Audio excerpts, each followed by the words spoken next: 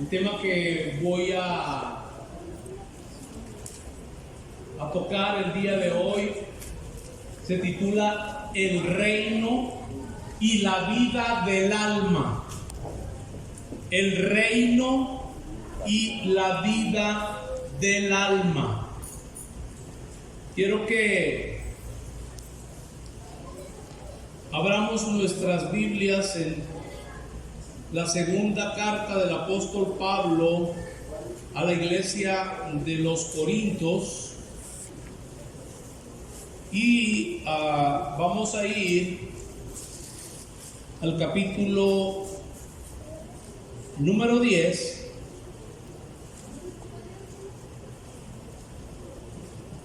y vamos a leer del versículo 3 al versículo 6.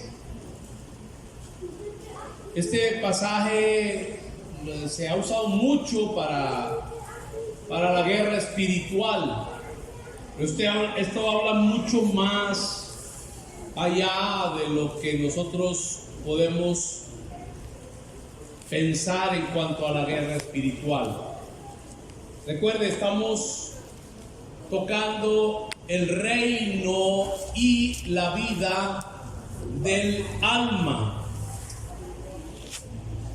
Segunda de Corintios capítulo 10 y versículo 3 dice la palabra del Señor: pues aunque andamos en la carne, no militamos según la carne, porque las armas de nuestra milicia no son carnales, sino poderosas en Dios para la destrucción de fortalezas. Préstele mucha atención al versículo 5, por favor. Dice: derribando argumentos y toda altivez que se levanta contra el conocimiento de Dios, y llevando cautivo todo pensamiento a la obediencia a Cristo.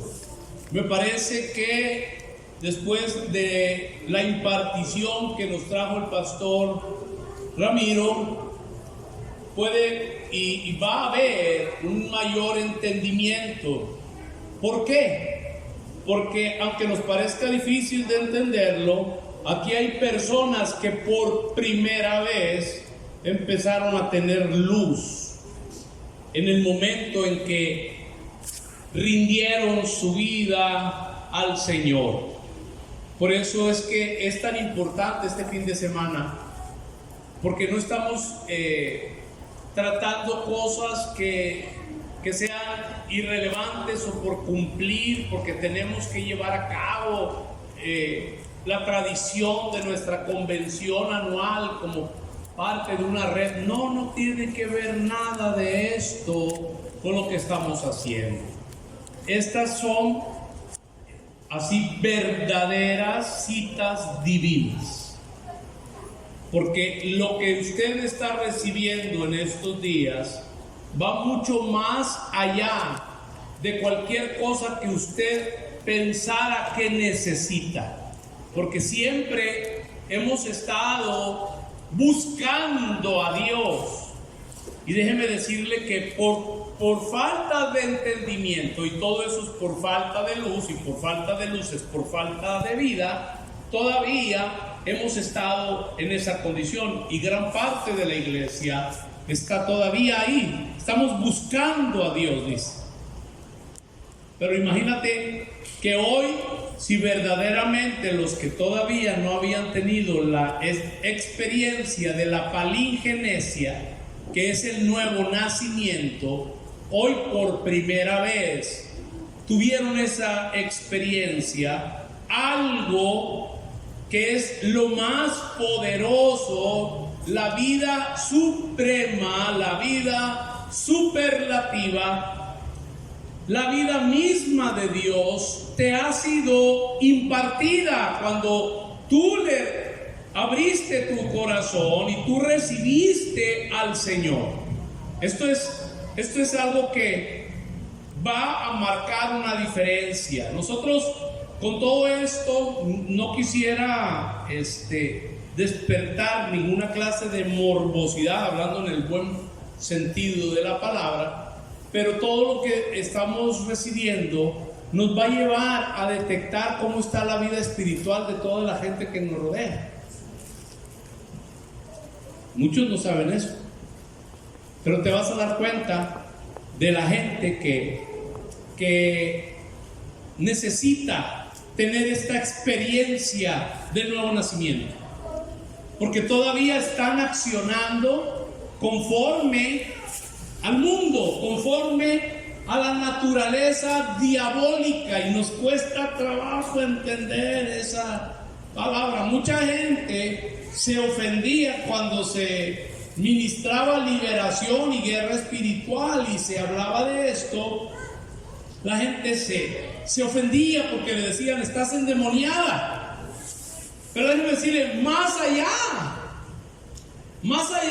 de los conceptos que teníamos de estar endemoniados y de necesitar liberación, lo que verdaderamente necesitábamos era libertad, no liberación.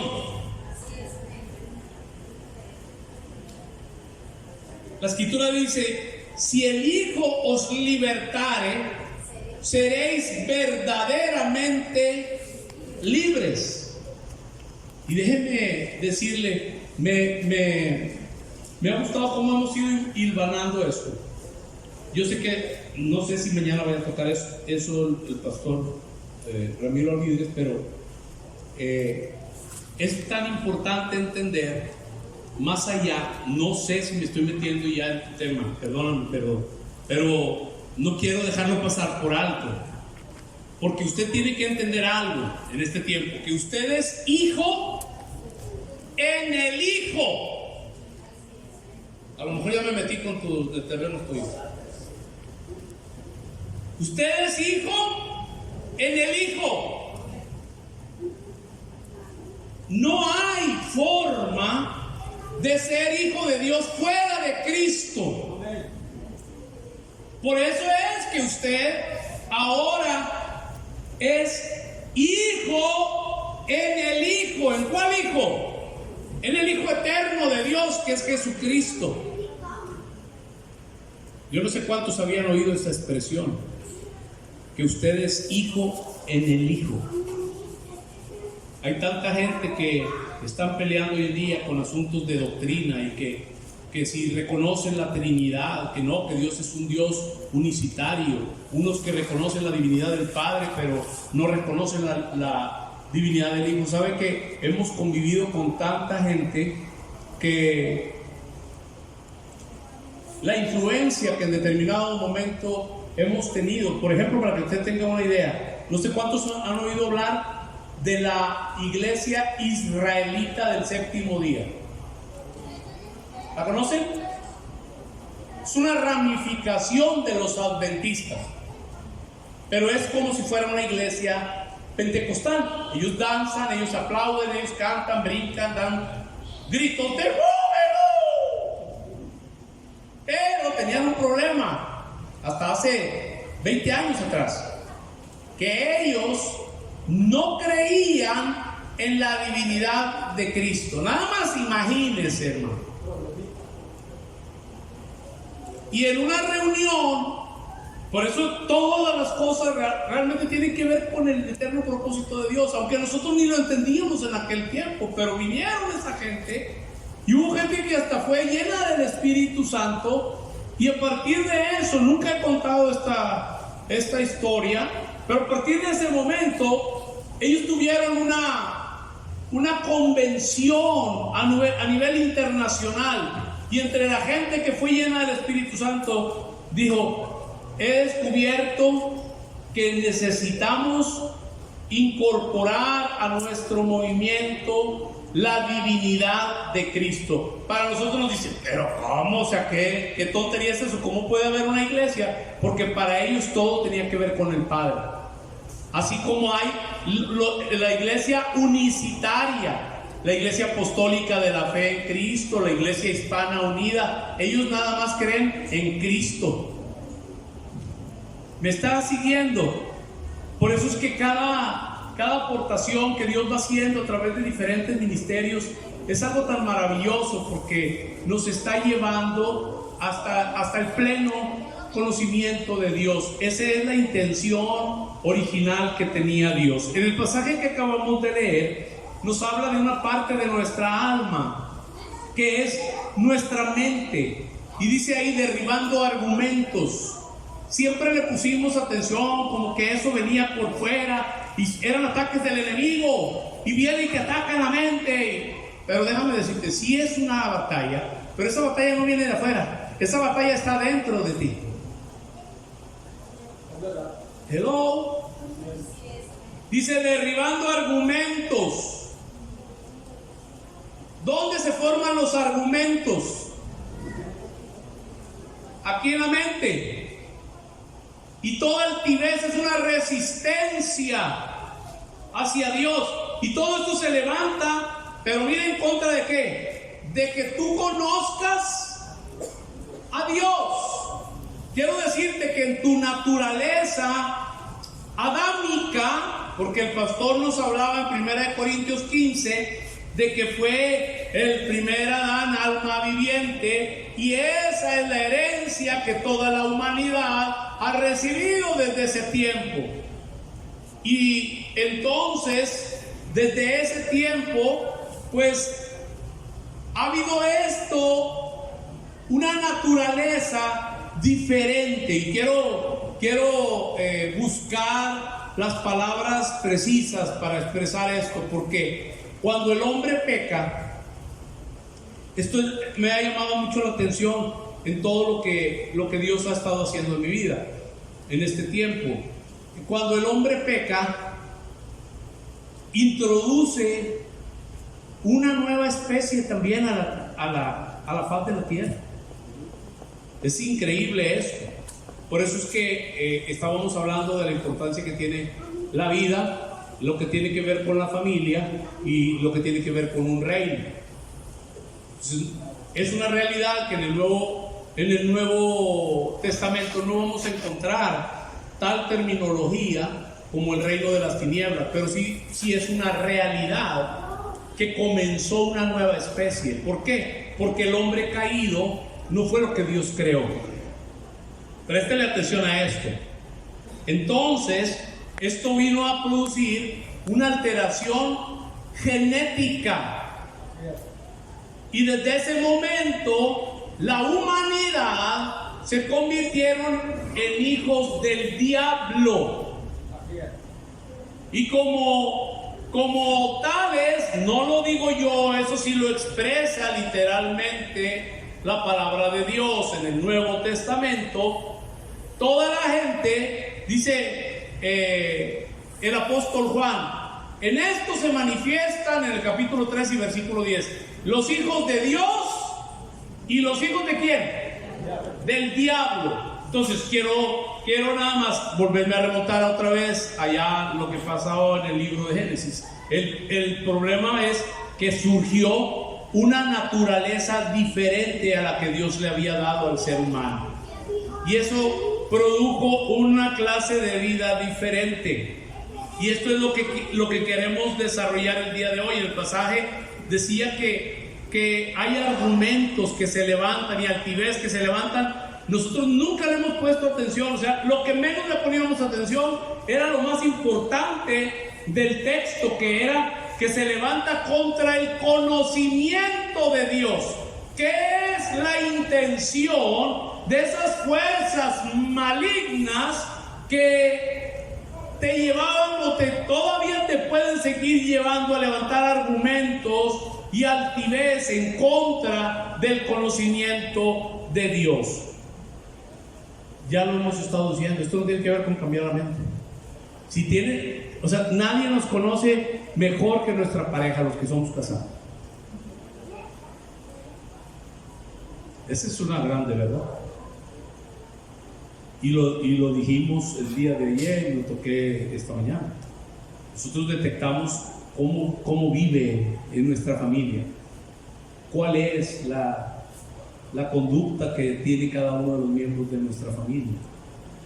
Y a veces nosotros nos disfrazamos de religión, no, es que lo que Dios dice, o sea, lo que Dios dice, pero es nada más de lengua para afuera. Póngale mucha atención, porque si por ejemplo yo sigo maltratando a mi esposa, por ejemplo, y yo estoy diciendo, no, sí, es que yo lo que Dios quiera, esa es pura religión.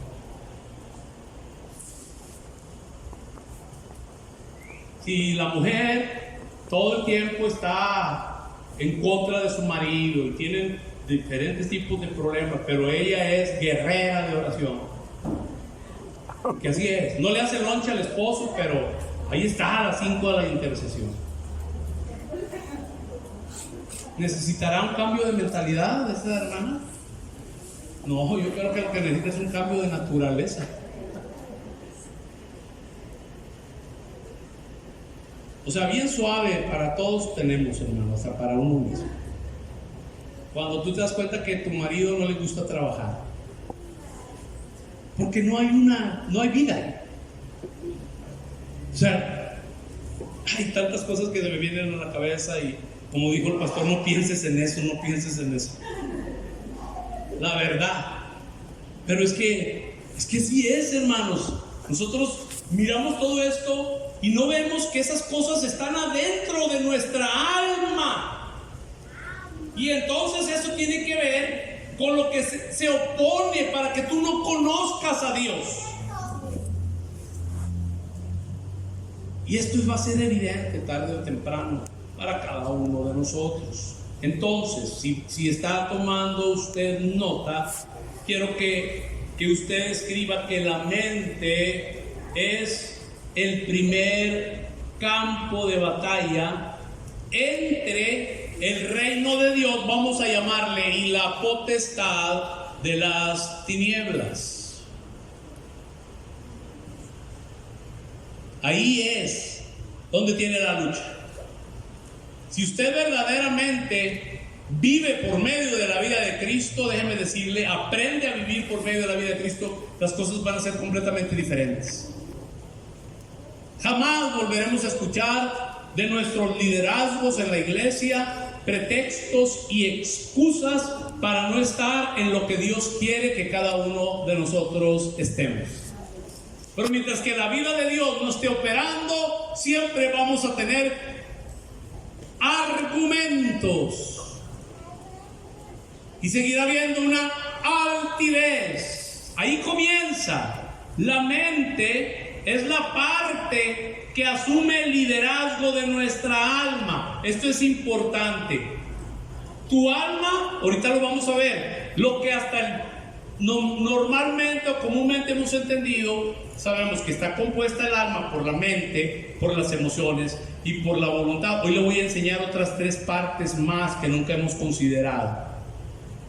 Pero para que usted entienda que en cuanto a nuestra alma, el liderazgo de tu alma lo tiene tu mente. ¿Quién tiene el liderazgo de tu alma? Tu mente. Muy bien. Las otras 2 partes son, ya lo dijimos, la parte emotiva o las emociones. Y ese es el órgano con el que amamos o también con el que odiamos. Esas son la parte emotiva de nuestra alma. Pero también tenemos lo que es la voluntad. Y esa parte de nuestra alma, que es la voluntad, es lo que nos lleva a la toma de decisiones. Pero recuerde, ¿quién tiene liderazgo en el alma?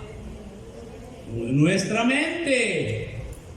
Entonces, además de nuestra mente, de nuestras emociones y de nuestra voluntad, hay algunas otras partes, y una de ellas que está bien escondida se llama el yo.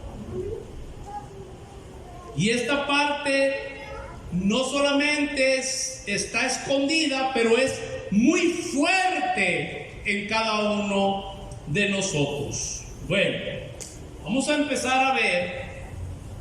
Lo primero que quiero tocar es el alma y el mundo, hermanos. El alma y el mundo. Nuestra alma está relacionada con el mundo. Que nunca se le olvide esto. Nuestra alma está relacionada con el mundo. El mayor obstáculo para nuestra vida cristiana, presten atención, no es el mundo, no es el pecado. Todos pensamos que el problema más grande de los cristianos es el pecado. No, mis amados hermanos, el pecado fue solucionado en la cruz del Calvario. Ese no es el principal problema en nuestra alma. ¿Me está siguiendo?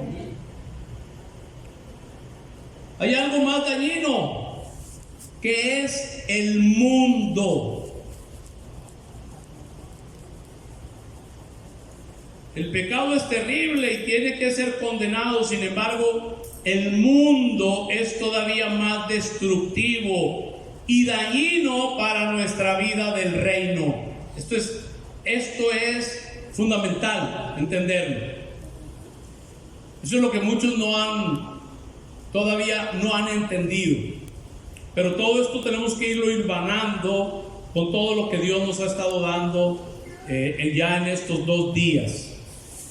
Entonces, son más los cristianos o los creyentes en Cristo a quienes el mundo les impide seguir adelante con el Señor que aquellos que son obstaculizados por el pecado. ¿Me está siguiendo, hermano? Todo esto tiene que ver con lo que se nos ha estado impartiendo. Es importantísimo entender todas estas cosas que Dios nos está impartiendo. Mientras el pecado guarda relación directa con nuestro cuerpo, con nuestra carne, el mundo tiene una relación estrecha ¿con quién? Con nuestra alma. Romanos capítulo 6 y versículo 6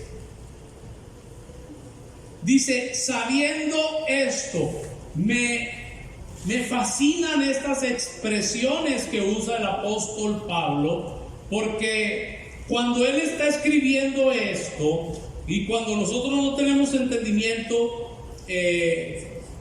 no sabemos a qué se refiere cuando dice sabiendo esto. ¿Por qué les dice sabiendo esto? Sabiendo esto porque ya la unción del Espíritu Santo ya les había enseñado esto. El asunto es que como nosotros venimos de una influencia en donde todo tenía que ver con teología y con doctrina, cuando la verdad presente se nos es expuesta, nosotros lo queremos filtrar siempre a través de la teología y a través de la doctrina, y si no concuerda, entonces nuestra alma lo rechaza. Eso es algo que a todos nos va a pasar. Romanos 6:6 dice: sabiendo esto. ¿Por qué sabiendo esto? Porque ya la vida superlativa que te fue impartida y la ley de esa vida que está operando en ti ya te había dado una enseñanza juntamente con la unción del Espíritu Santo. Entonces dice: sabiendo esto, que nuestro viejo hombre fue crucificado juntamente con él. ¿Para qué? Para que el cuerpo de pecado sea destruido a fin de que no sirvamos más al pecado.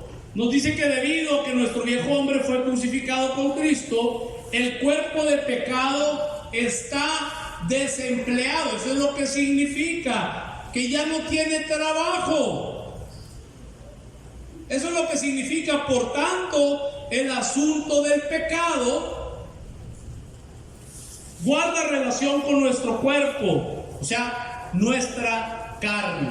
¿Cuándo nació la carne? Allá en Génesis capítulo 3. Lo que nosotros conocemos como la carne, ahí comienza en Génesis 3. Es una alteración de la humanidad, habiendo salido el ser humano del eterno propósito de Dios y haber desobedecido y haber comido del árbol del cual específicamente, fue más específico, porque si usted lee el capítulo 2, le dice en general: de todo árbol puedes comer. Le dijo así, literalmente. Pero a la única instrucción del árbol que le dijo que no comiera fue del árbol de la ciencia del bien y del mal. ¿Y qué fue lo que hizo el hombre?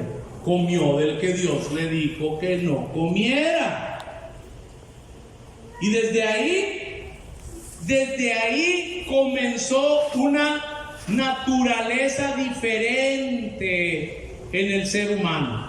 De ahí comienza la carne, el cuerpo de pecado. Desde ahí, ahora la humanidad toda lleva un nuevo ADN, o así ADN, porque iba a decir en inglés es DNA, ADN, y su genética es muy diferente a la genética con la cual Dios lo creó. ¿Me está entendiendo hasta aquí, mis amados hermanos y hermanas? Y durante toda la humanidad, esa era la condición. Durante toda la historia de la humanidad, esa era la condición que tenía el hombre.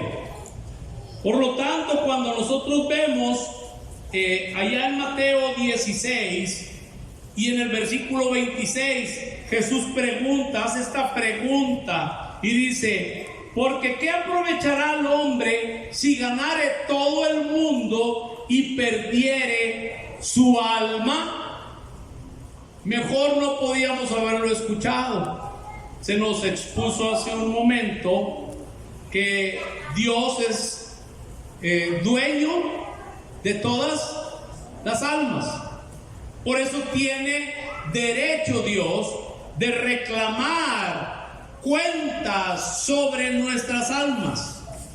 Y déjeme decirle, la única manera de darle buenas cuentas a Dios es naciendo de nuevo, como nos dijeron. Recuerde que le dijo Dios: de todos los árboles que están ahí en el huerto puedes comer, pero del árbol de la ciencia del bien y del mal no vas a comer, porque el día que de él comas, ¿qué le va a pasar? Morirá. Y entonces, ¿qué le pasó? O sea, Dios, permítame decirle esto: Dios creó al hombre espíritu, alma y cuerpo. Ese es el diseño eterno de Dios para el ser humano. Y es importante entender que Dios, su anhelo era que en su espíritu el hombre pudiera dejar que Dios viviera en él. Si él hubiera comido del árbol de la vida, Dios hubiera vivido, tal y como hoy cuando nacemos de nuevo. De la misma manera, Dios hubiera vivido dentro del hombre. Pero ¿qué pasó? El hombre escogió comer del otro árbol que no debía de haber comido. ¿Y cuál fue el resultado? Se murió. ¿Qué murió en él? Su espíritu. El espíritu está muerto. Y esto es algo que deberíamos de tomar en cuenta, porque a veces cuando no vemos que la gente esté experimentando una transformación y se le tiene que estar recordando a los papás lo que tienen que hacer en cuanto a sus hijos, en cuanto a lo que tiene que ver en los varones, se le tiene que estar diciendo, corrige a tus hijos, hermano. Se le tiene que estar diciendo, hermano, busca trabajo. Es que la vida no ha hecho todavía efecto en esos hombres. Y si a la mujer se le tiene que estar predicando, hermana, tiene que sujetarse a su marido. Mire, hermano, eso a través de la vida. Y si usted empieza a dejar que el Señor empiece a perfeccionarle, déjeme decirle, se va a poner en automático. Aunque parezca difícil de entenderlo, pero si usted rehúsa eso, déjeme decirle, no es nada que pueda transformar su vida. Entonces el alma juega un papel sumamente importante. Jesús también ahí dice, ¿o qué recompensa dará el hombre por su alma? ¿Qué recompensa dará el hombre por su alma? Fíjese que qué incongruencia tan grande. A nosotros nos enseñaron cuando empezamos a congregarnos después de haber tenido un encuentro personal con el Señor. Lo que tienes que hacer es gana almas para Cristo, gana almas para Cristo. Y mucha gente así ha estado, y mucha gente se quemó, se frustró, fracasó, se apartaron, se fueron al mundo y ellos ganaron a otros, pero ¿qué pasó con su alma? Se perdió. Ahora yo le pregunto, ¿usted cree que ese que se perdió tendrá que dar cuenta de su alma?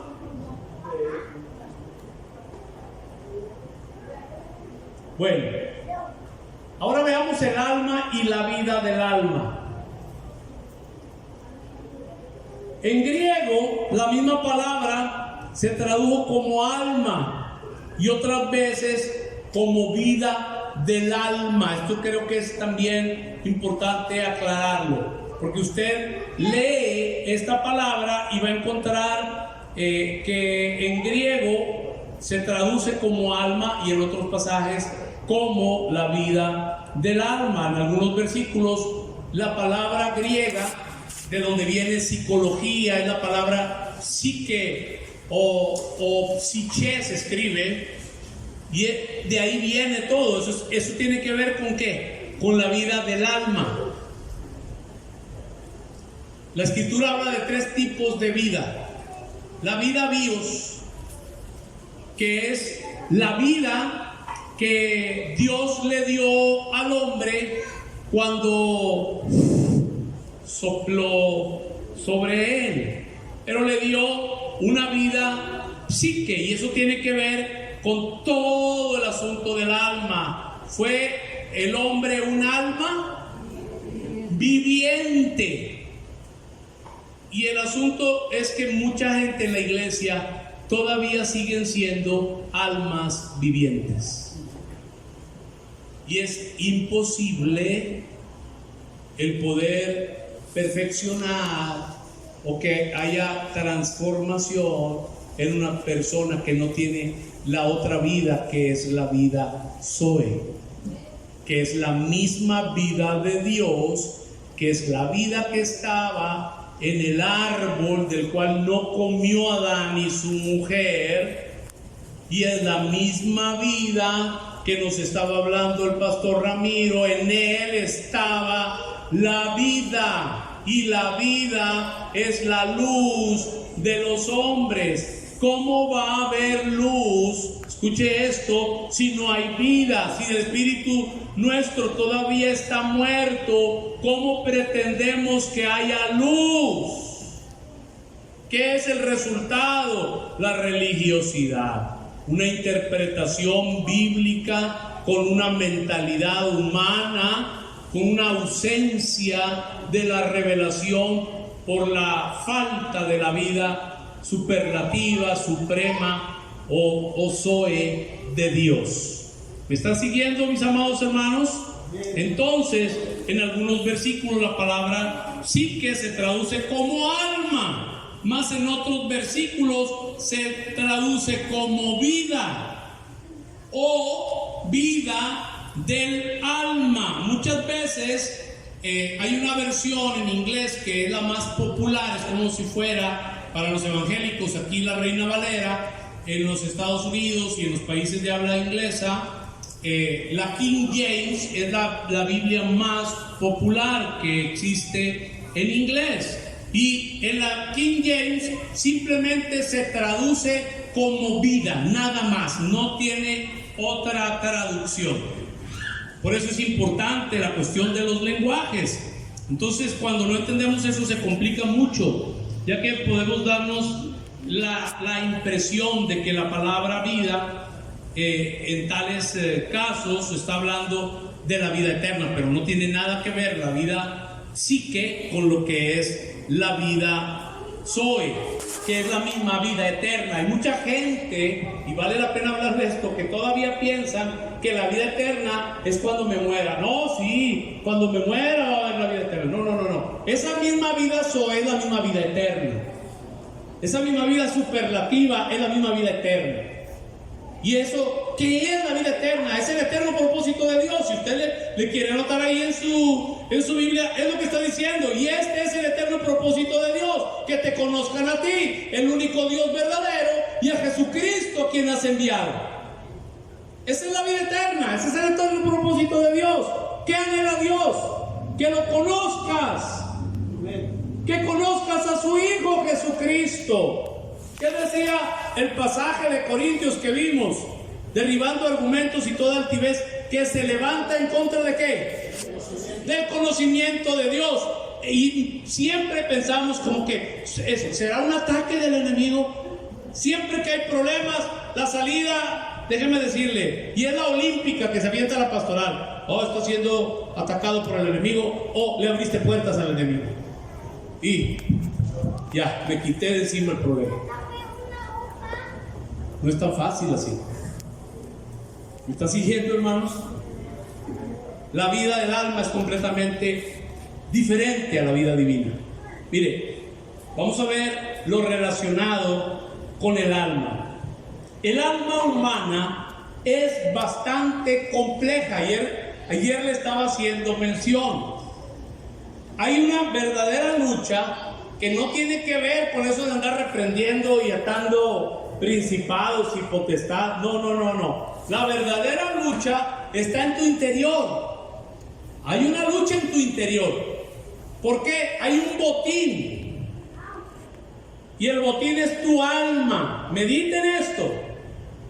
Tú naces de nuevo y el reino de Dios viene a ti, pero también la potestad de las tinieblas sigue ejercitando gobierno y dominio en diferentes áreas de tu vida. Por eso es que hay mucha gente frustrada que dice: bueno, si ya he nacido de nuevo, entonces ¿por qué estoy teniendo tantos problemas? Malos pensamientos, sueños feos y que se cumplen los sueños. Esto es algo que lo vas a ir viendo comúnmente, mis amados hermanos. Por eso creo que es importante distinguir al menos 6 cosas en relación con el alma. 6 cosas en relación con el alma. Número 1, ya dijimos, la mente. Número 2, la voluntad. Número 3, las emociones. Ya habíamos hablado de esas 3. Número 4, las emociones, el yo. Número 4, el yo. Eso poco se ha tratado. El yo. Y ahorita voy a hablar de eso, pero eso es algo de lo que más cargada tenemos nuestra alma. El primer cambio que yo le puedo decir humildemente a ustedes que yo experimenté es que me tuve que arrepentir. Yo pienso, yo creo, a mí me parece, desapareció. Porque eso tiene que ver con el yo. Entonces, dije la mente, la voluntad, las emociones. 4, el yo. 5, la vida del alma. Y 6, el mundo. 6, el mundo. Las últimas 3, o sea, el yo, la vida del alma y el mundo, guardan estrecha relación con nuestra alma, mis amados hermanos y hermanas. Satanás, y esto no nos gusta, pero Satanás está en la carne. Miren, hermanos, déjenme decirle, si no hubiera problemas con este cuerpecito, dijo un hermano, con este puerquecito que se han de comer los gusanos, dijo, no tendríamos necesidad de que Dios nos dijera en su palabra que este cuerpo corrupto no puede heredar el reino de Dios.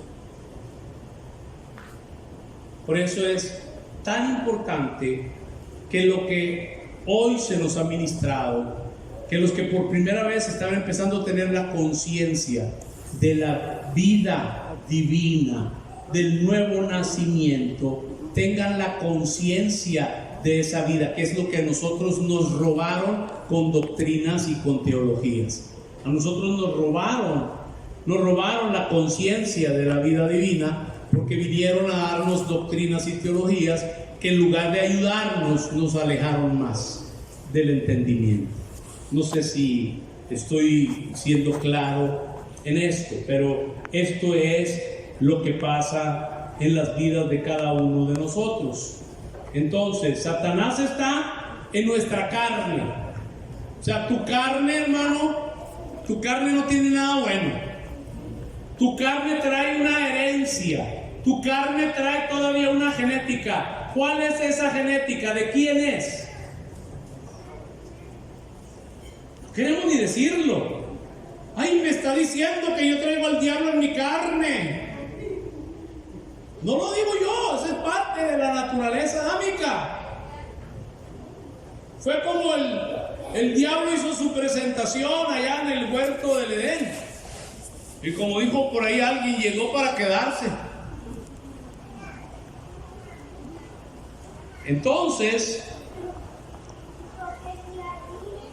desde ahí, desde la carne, opera con miras, presten atención a esto, con miras de obtener su potestad, lo que siempre le hemos llamado su reino. ¿Están acá? Además, el Señor Jesús está en nuestro espíritu, desde donde opera con miras de establecer el reino de Dios. Entonces, por eso es que nosotros vamos a ir descubriendo que aun cuando ya hemos nacido de nuevo, o sea, tu situación puede ser de diversas formas, préstale mucha atención a esto, pero tu condición no cambia. Y quiero tomar como ejemplo la iglesia a los Corintios. En el capítulo 1 de la carta de Pablo a los Corintios, si me lo pones ahí por favor en la pantalla, Beto.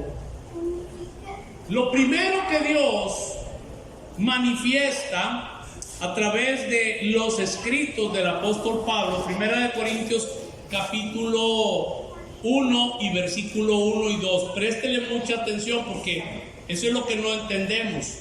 Dios se está expandiendo y quiere expandirse de nuestro espíritu a nuestra alma para luego tomar completamente gobierno hasta nuestro cuerpo.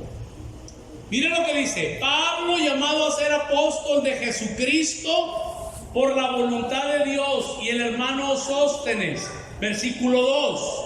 Mire qué interesante lo que la escritura nos dice aquí. A la iglesia de Dios, que está ¿en dónde? En Corinto. Miren, hermanos, a los, ¿cómo les llama? Santificados en Cristo Jesús, llamados a ser santos, con todos los que en cualquier lugar invocan el nombre de nuestro Señor Jesucristo, Señor de ellos y nuestro.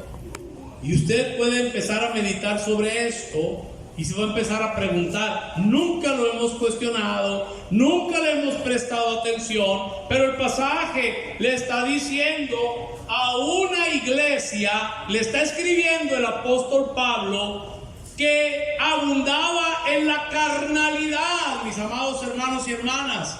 Una iglesia en donde había divisiones, en donde había pleitos, en donde había contiendas.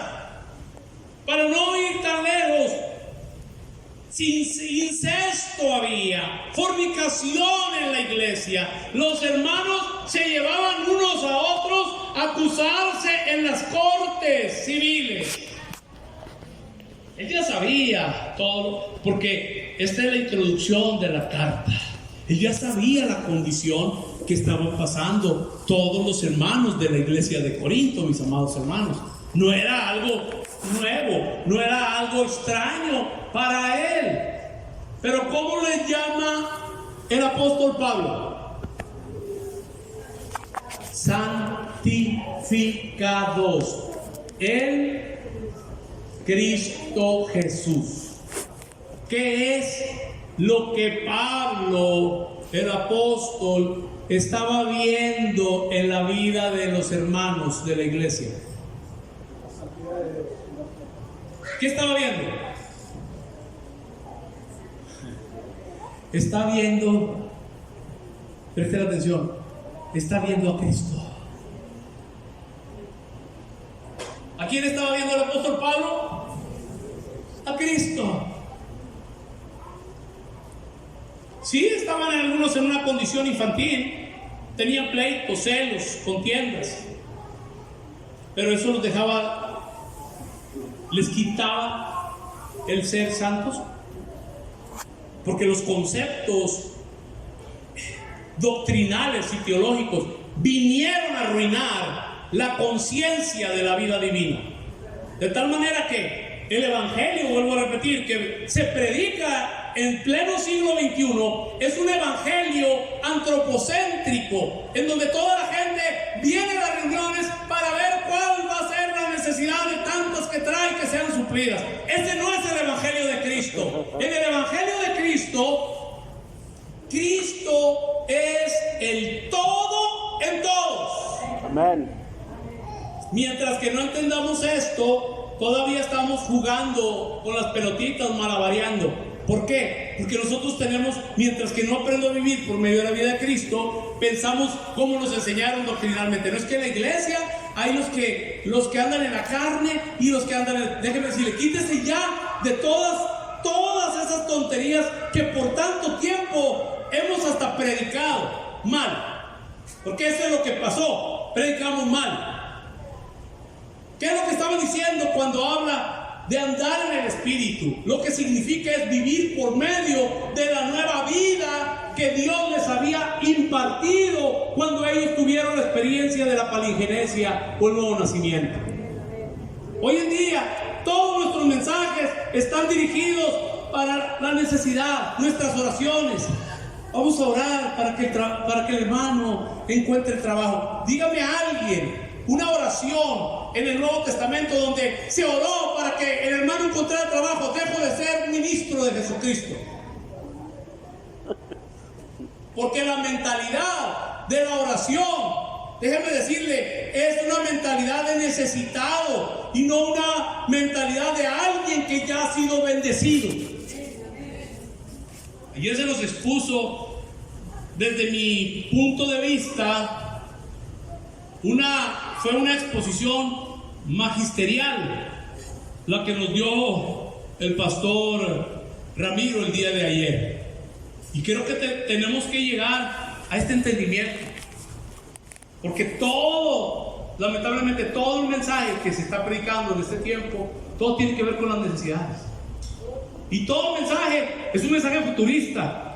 Que ya Cristo viene, que arrepiéntete. ¿Cómo que te vas a arrepentir? Si ya te arrepentiste, ¿cómo te tienes que arrepentir? Prepárate porque ya Cristo viene. Si tú no vives por medio de la vida de Cristo, sí tienes que prepararte.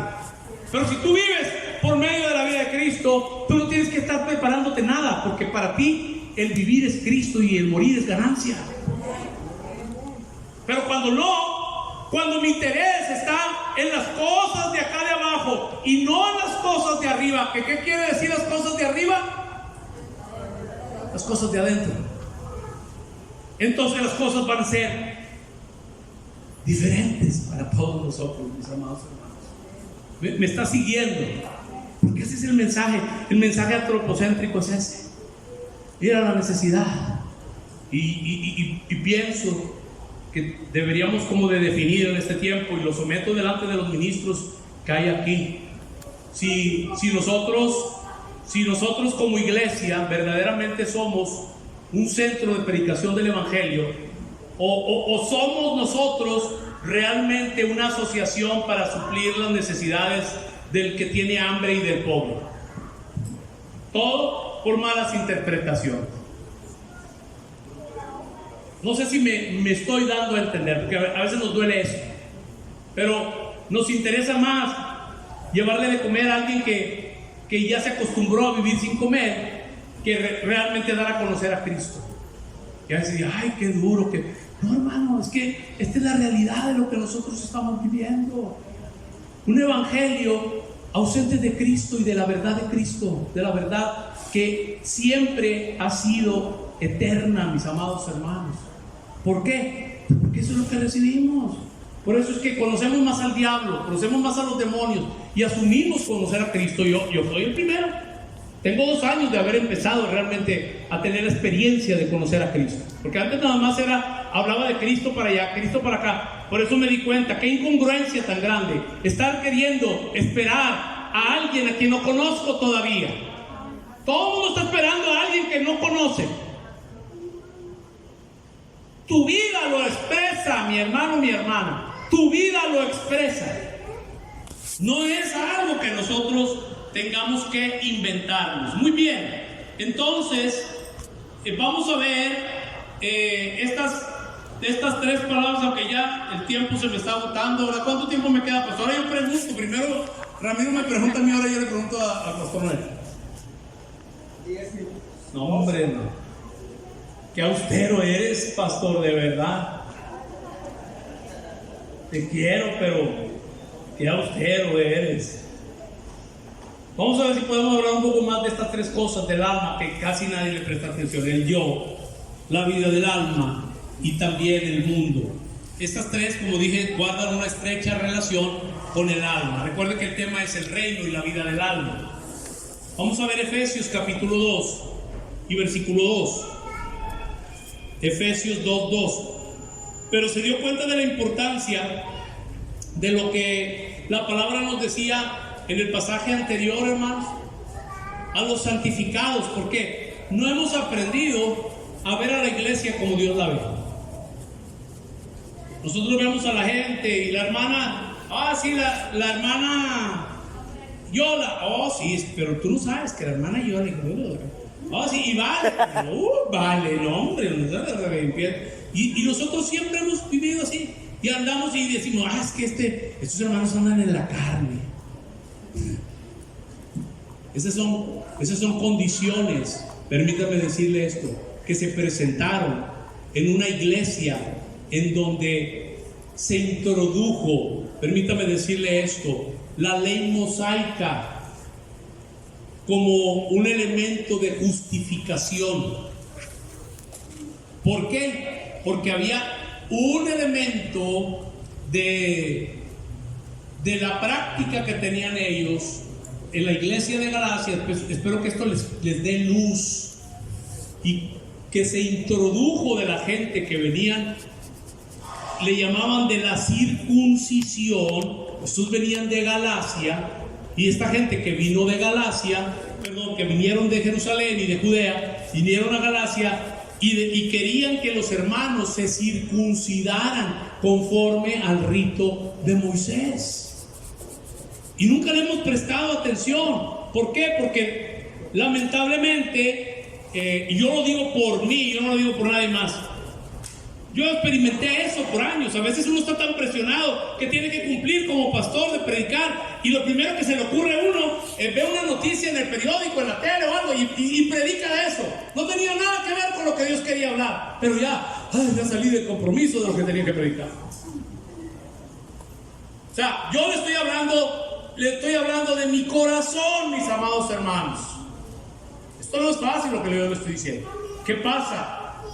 ¿Qué pasa con la gente de Galacia? El mismo apóstol Pablo, él les escribe, y esto lo vimos en la clase de la Escuela de Ministerios pasada que tuvimos en marzo, sobre 4 puntos que son cruciales en la carta a los Gálatas.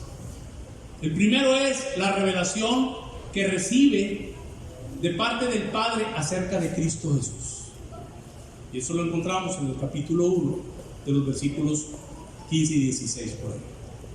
Lo segundo, y esto es para que le preste atención, porque tenemos tantos problemas, tantas complejidades en nuestra alma, y que ahí lo que tiene que ver el mundo, el yo, la vida del alma, que nunca le hemos prestado atención, tienen una grande influencia.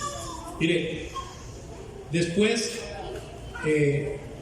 confronta a Pablo a Pedro y le dice que es hipócrita, y aún hasta Bernabé fue arrastrado por la hipocresía. Y usted tiene que meditar sobre todas esas conductas que vemos ahí. En el capítulo 2 vemos el segundo punto, y estoy hablando aún teológicamente como columna de la carta, y es cuando les escribe: con Cristo estoy juntamente crucificado. Préstele mucha atención a esto. Ponlo ahí, Beto, por favor. Gálatas 2:20. Ahorita venimos otra vez a Efesios, si nos alcanza el tiempo. Gálatas 2:20 dice: con Cristo estoy juntamente, ¿qué? Crucificado. ¿De qué estábamos hablando hace un momento en Romanos 6 y versículo 6? Sabiendo esto. ¿Por qué les escribe sabiendo esto? ¿Por qué? Porque el evangelio antropocéntrico moderno dependemos siempre de la teología y de lo que es la doctrina, y nunca de la vida del Señor dentro de nosotros.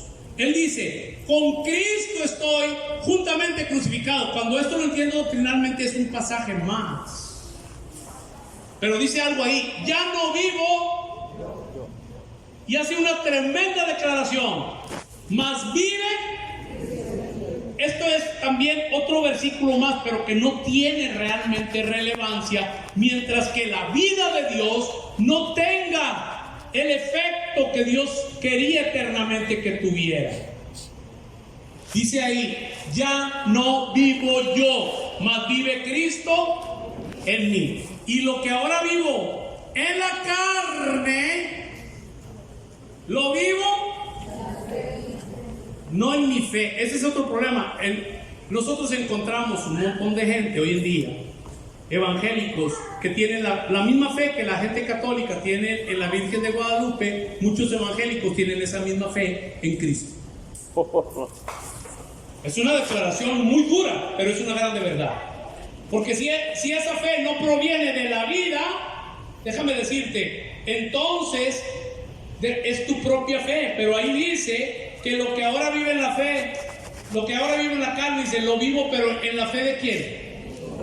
Cuando no tengo entendimiento, cuando no se me ha revelado esto, no entiendo que ahora vive Cristo en mí. Ya estoy crucificado. Y otro punto que ya no me va a alcanzar el tiempo es que tengo que aprender a mantenerme crucificado todo el tiempo. Entonces dice ahí: lo que ahora vivo en la carne, lo vivo en la fe. ¿Pero en cuál fe? En la fe del Hijo de Dios, el cual me amó y se entregó a sí mismo por mí. Ahora, ya no vivo yo, ¿quién vive en mí? Por lo tanto, ahora la fe que opera en mí no es mi fe. ¿De quién es la fe que está operando? Si tengo la vida Zoe de Dios, lo que está operando en la vida de Cristo y en la fe de Cristo en mí. Nunca hemos entendido esto. ¿Por qué? Porque ni siquiera tenemos la revelación de lo que significa que en el Evangelio la justicia de Dios se revela por fe y para fe. Lo hemos entendido doctrinalmente, pero no hemos entendido el significado. Es algo tan simple y tan sencillo. En el Evangelio la justicia de Dios se revela por fe y para fe, como está escrito: mas el justo por la fe vivirá. Tú no puedes decir que tú crees en la obediencia hacia las autoridades si tú no te sujetas. Tú no le crees a Dios. No me vengas a decir que tú tienes fe, porque fe es creer en lo que ya alguien hizo por ti. No me vengas a decir que tú crees en los diezmos si tú no diezmas.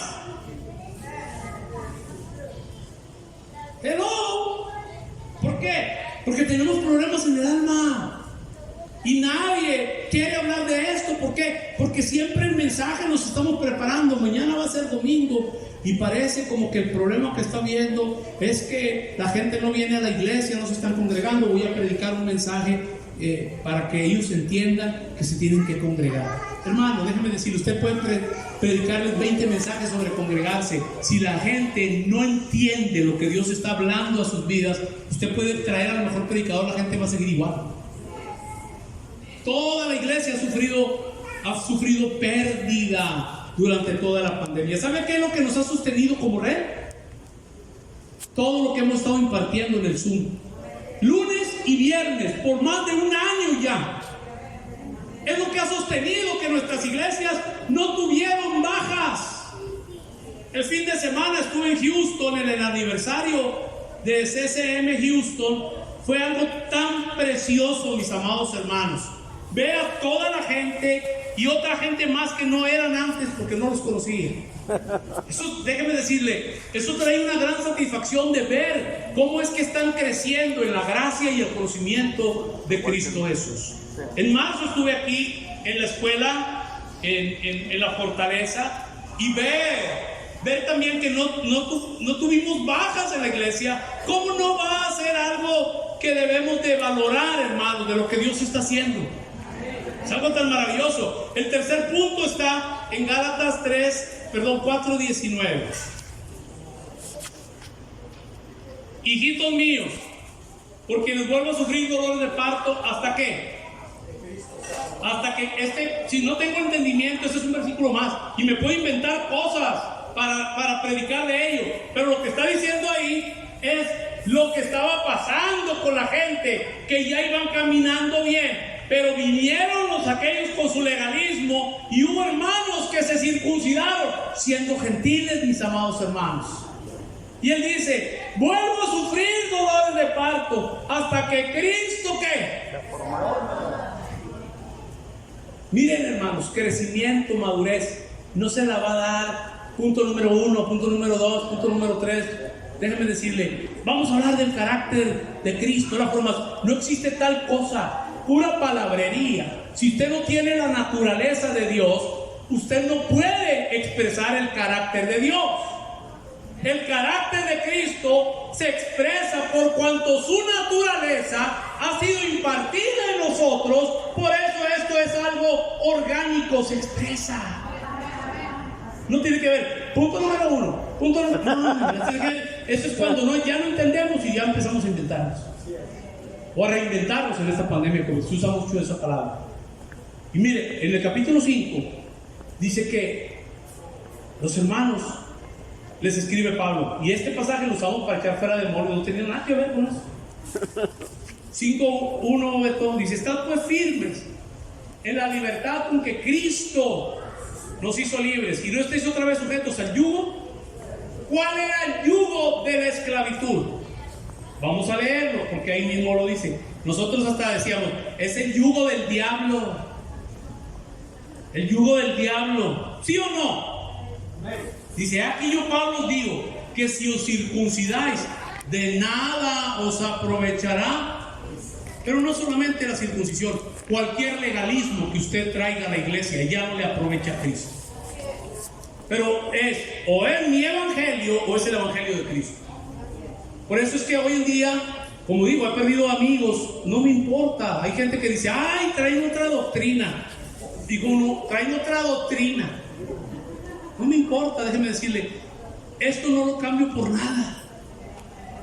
El entendimiento, la revelación que Dios me ha dado de Cristo, la sanidad que me ha dado en mi cuerpo, de todas las cosas que he pasado en estos últimos 2 años, déjeme decirle, esto me faltaría tiempo usando todos los días de la semana entrante para poder exponer todo lo que Dios ha estado haciendo en este tiempo.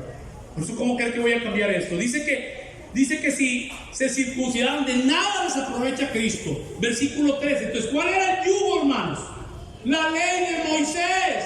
De hecho, cuando no entiendo que el Evangelio de Mateo fue escrito a gente judía, y no entiendo cuando habla del yugo fácil y ligera su carga, porque ellos llevaban ese yugo, el yugo de la ley. Pero cuando no tengo entendimiento, me invento cosas. Eso es lo que pasa, y yo lo digo por mí, pero eso es lo que le pasa a todos los que hemos sido predicadores. Esa es la realidad. Dice, y otra vez testifico a todo hombre que se circuncida está obligado a guardar ¿qué? Toda la ley. Toda la ley.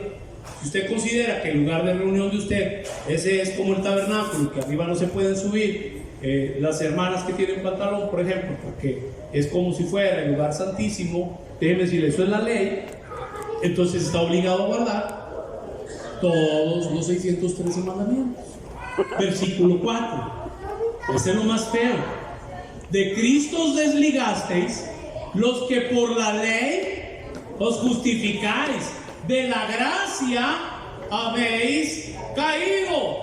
Ahora vamos a ir a la última columna de la carta, capítulo 6 y versículos 12, porque con eso voy a tener que terminar y voy a llegar al punto del alma, con el yo, con el mundo y con la vida del alma, que es algo que nada se toca hoy en día, porque todo lo concerniente al alma es que te sanes tú, y los cantos, ha sanado mis heridas. Oye, hay gente que tiene 30 años y todavía está enferma de su corazón y su alma, todavía no, sanidad interior 578 y todavía no se sana.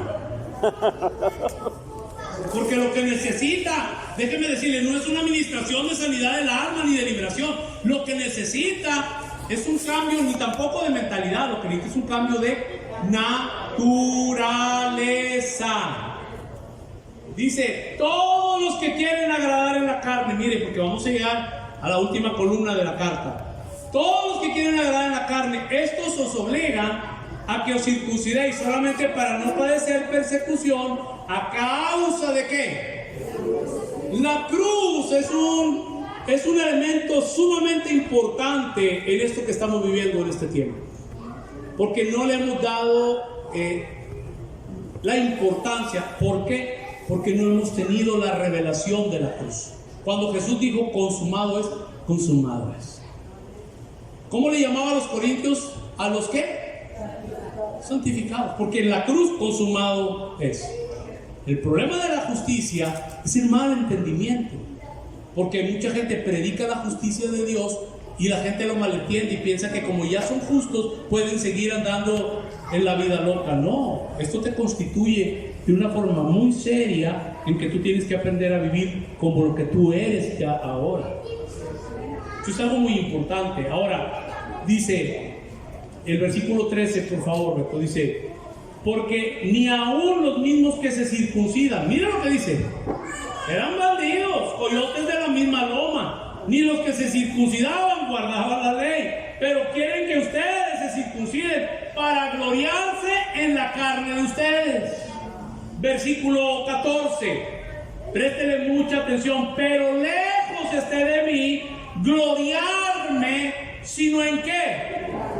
En la cruz de nuestro Señor Jesucristo, por quien el mundo, ¿qué dice? Me es crucificado a mí y yo soy crucificado ¿a quién?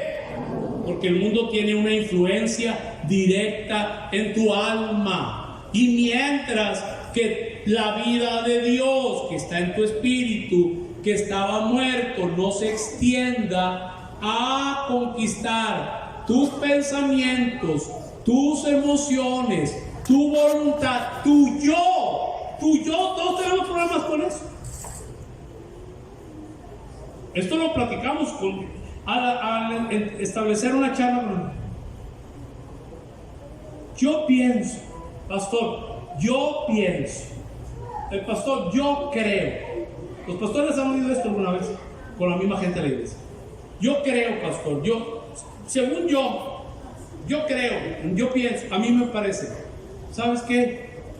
Pues tú puedes pensar, tú puedes creer, a ti te puede parecer, pero déjame decirte que a nosotros no nos interesa, ni a Dios le interesa lo que tú creas, lo que tú piensas, lo que a ti te parece, sino lo más importante es lo que Dios dice. Amén, amén. El problema es que cuando el yo está ahí, no, pero es que yo creo así. Siempre he creído eso. ¿Cómo te voy a dejar de decir que Dios te bendiga? Ese es el yo. O sea, cuando ya me amacho, ese es el yo. Porque ya sé la verdad. Pero, ¿qué se nos ha estado ministrando en estos días? Eso tiene que ver con ¿qué? Con la oscuridad o la luz que haya en tu entendimiento. Tinieblas no es otra cosa que ignorancia. Y no puede haber luz si no hay vida. En él estaba y la vida era la luz. No puede haber luz.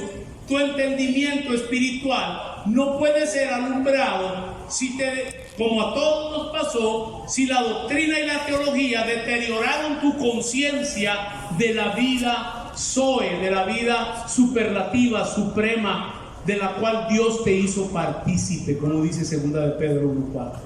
Ahora, lejos esté de mí gloriarme, sino en la cruz del Señor Jesucristo, porque el mundo me es crucificado a mí y yo al mundo. Versículo 15. Esta es la cuarta columna de la carta. Porque en Cristo Jesús, presten atención, ni la circuncisión vale, porque, bueno, ahora vamos a predicar de la circuncisión en el Espíritu. Déjenme decirle, aquí, para que usted lo entienda, ni siquiera eso vale. Dice, porque en Cristo Jesús ni la circuncisión vale, ni la incircuncisión. Mira lo que tiene valor en Cristo, sino una ¿qué? Esa es la conclusión de la carta a los Gálatas. Lo que tiene valor es ¿qué? Una nueva creación. Una nueva creación. Es lo que algunos el día de hoy pudieron experimentar. Y déjeme decirle, eso es lo que la conciencia, cuando sea despertada en ti de esa vida, te va a llevar a entender que lo que tiene valor es la nueva criatura en Cristo. Todos predicamos, de modo que si alguno está en Cristo, nueva criatura es, y luego tiramos para el monte con el mensaje. ¿Por qué no lo entendemos? Lo que está hablando ahí es eso. Las cosas viejas pasaron, ¿por qué? Porque para Dios hay un parteaguas en tu vida. Cuando tú naciste de nuevo, tu vida de antes y tu vida a partir de ese mundo. Entonces Dios, déjame decirte, Dios ni se acuerda, déjame decirte, de ti cuando tú, y ese es el problema que tiene la iglesia. Piensa que Dios sigue operando conforme a la ley. No, que los pecados están en el fondo del mar. Déjame decirte, eso era en otro pacto cuando todavía la iglesia no estaba operando. Hoy en día, cuando tú naces de nuevo, todo lo que pasó en la cruz del Calvario se hace una realidad para ti. En ese momento tú eres santo. Bueno, sí, porque la doctrina lo que te enseña es, bueno, si somos santos, ¿verdad? Pero las hermanas pues deben de vestirse decorosamente, no se tiene que pintar el pelo, no tienen que usar aretes, no tienen... Entonces, hermano, no, sí, somos justos, sí somos justos, pero bueno, pues es que hay que entender, ¿verdad? Que hay gente que abusa. Déjame decirle, usted puede decir y argumentar, derribando argumentos. ¿Dónde se forman? Y eso dice que se levantan en contra de ¿qué? De que tú puedas conocer a Dios. ¿Qué es el eterno propósito de Dios? Que tú lo puedas conocer a Él. Por eso es la oración de San Juan 17. Usted puede entender cuando dice, y esta es la vida eterna. Ese es el eterno propósito de Dios, que te conozcan a ti el único Dios verdadero y a Jesucristo a quien has enviado. Y es lo menos